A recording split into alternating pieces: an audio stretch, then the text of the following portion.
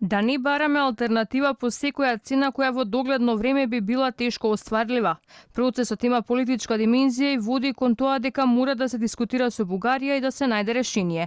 Проширувањето е во застој, но случајот на Македонија е дополнително оптоварен со билатералните прашања, оценува за Алфа директорката на Институтот за европска политика Симонида Кацарска, откако земјите членки на Унијата во Словенија испратија порака дека не е утврден фиксен датум за проширување на европското семејство.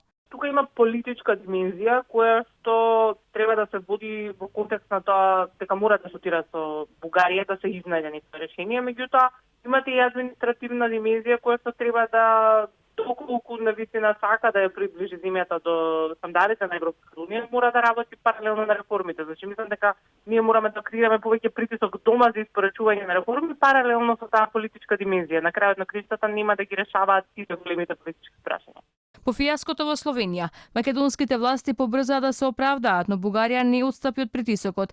Ги убеди европските челници дека додека Скопје не го исполни протоколот со 6 точки, нема како да се крене рампата за македонските интеграции. По ваквиот епилог, аналитичарот и новинар Дарко Јаневски вели дека Заев ке прифати се, само да ги добие симпатиите на Меркел и Макрон. Со неговата последна таа изјава за бришење на Бугарија пред зборот фашистички, нашата расправа во однос на Бугарија е пренесена периодот 41-44 година, а оставена на страна практично, како да е решен периодот на Илинденското востание. Заев нема да се откаже, он ќе бара решение во обид да ја притисне, да ги притисне овие две земји. Еве, се согласивме, еве најдовме формулација, потпишавме, сега, зошто сега не одобривате датум? Нема да добие ни тогаш.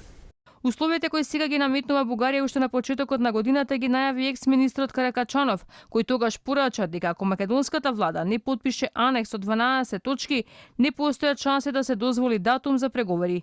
Експресно тогаш шефот на македонската дипломатија Бујар Османи побрза да демантира дека не постои никаков анекс. Сега таквите барања повторно ги актуализира бугарскиот претседател, но во форма на протокол составен од 6 точки.